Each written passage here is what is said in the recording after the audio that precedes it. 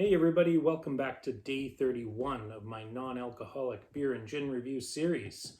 So this was my New Year's resolution, not to have any alcohol to drink for the entire month of January. And I did it. This is January 31st, haven't touched a drop. And instead what we've been doing, we've been tasting a different non-alcoholic beer or gin every day this month. And it's been really cool. It's been a great way to keep me distracted from not having anything to drink. In general, I find, summer's not so bad for me in moderating my drinking because I'm busy, I'm outside, it's light out till late here in northern BC. But winter can be really hard, especially, if it's crummy weather, if it's super cold and you're stuck inside and you just end up sitting in front of the TV. So this has been a great distraction from that, and I think it's been really good for my health, and I've enjoyed it. So it's been awesome. However, we got a problem. We tasted all of these non-alcoholic beers, gins, like 10 different gins, all these different beers. I still have all of these that I haven't tasted yet. So we're out of gins. We still got lots of beers. So we're going to keep going. We're going to go through February. I'm not sure if I have enough to make it all the way through February, but we're going to see what we can do. And I'm still trying to get my hands on a Guinness Zero. Really hard to get your hands on.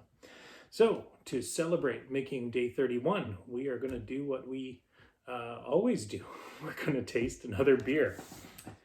Today, lucky number 31 just happens to be what was chilled in the fridge, is La Mer IPA. So this is from Brasseur de Montreal. I bet they just love my French. Brasseur de Montreal. So this is an IPA. They say it's an American style IPA, which I think is generally more the sort of fruit forward style. Calorie wise, we have 80 calories for a 473 ml can. Ingredients listed is water, malted barley, sugars, maltodextrin, and malt barley extract. Haven't seen a lot of sugars listed in any of these so far, so this is different and unique. Hops, yeast, citric acid, lactic acid, and phosphoric acid. Okay, so for day 31, we're getting something completely different where we're getting 3 different acids listed, and I haven't had that in anything yet. IBUs they list, which is nice, 30. Hops they list as Magnum, Cascade, Simcoe, and Yukonaut. I haven't had Yukonaut hops before. I have no idea what those are supposed to taste like. No listing of the types of malts they're using, if they're using any sort of normal beer malts. And this is it a 0 or is it a 0.5? It is less than 0.5%. Nice packaging too. Okay, so we're going to give that one a shot. Give it a quick upside down in case it's got any haziness. See how that one pours. Might give it a little too much upside downiness. Okay. Exciting. Number 31 is pretty cool.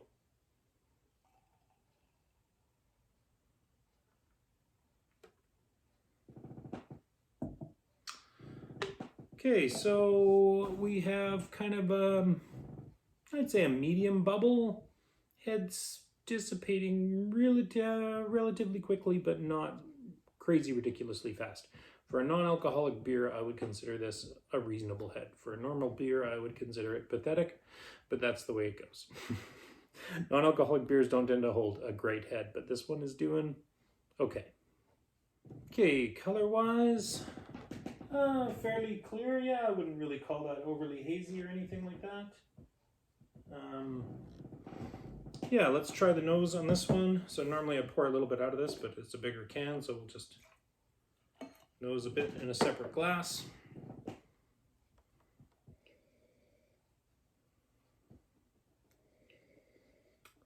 It smells like beer, which is sometimes unusual for these ones. A little bit of tropical fruit, pineapple, a little bit of peach, and some maltiness, like that beery maltiness. I haven't got that in a ton that we've been trying lately because we seem to have been getting a lot of very fruit forward, sort of more I call them East Coast IPAs. Other companies call them American IPAs. But anyways, I'll check the can.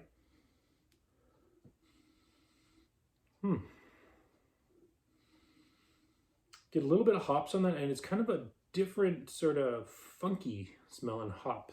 Like I can smell, it's got that sort of characteristic sort of bitter, a little bit of pininess. Interesting. I'm curious to see what that tastes like.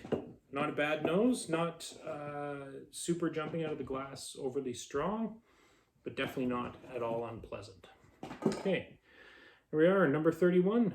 Cheers.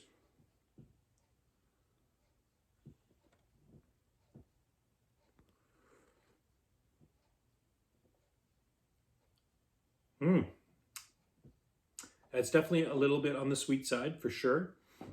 Loads of peach and pineapple flavors, very fruit forward. But unlike some others that we've tried, there's still some balance there. There's a little bit of hoppy bitterness. There's a little bit of malt flavor that rounds it out.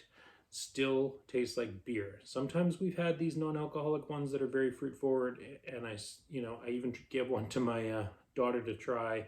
She's 14. She hates just about any alcohol we've tried to give her. And she was like, oh yeah, that's good. Tastes like juice. So this one though, does not taste like juice. She would not be impressed.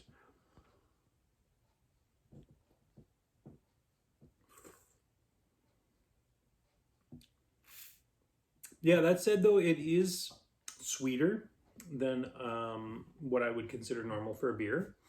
But I'm thinking that little bit of sugar is giving it a better mouthfeel. Like a lot of non-alcoholic beers can feel very thin in the mouth. And the carbonation can be quite high, I think maybe it feels high because of that. This feels pretty beer-like. Yeah, and the hops is mostly in the finish, a little bit of bitterness. There's some sort of different flavor in there. I'm not sure what it is. It's not quite pine, but it has that evergreen sort of quality to it. I'm assuming that's one of the hop varieties they're using. And also I'm getting on the palate is just a little bit of like orange peel. Like a bitter orange peel, the zest of an orange. Not super strong, just a little bit there. Yeah, and it's funny, the sweetness, you kind of get used to it, and it works well with the fruit forward style, but most importantly, it's balanced off by a bit of bitterness and a bit of maltiness. It tastes like a beer. It's got a beer mouth feel. I am so happy that number 31 wasn't a complete washout terrible beer, because we've had some that really haven't been very good. This is close to the best that we've had, I'd say, actually.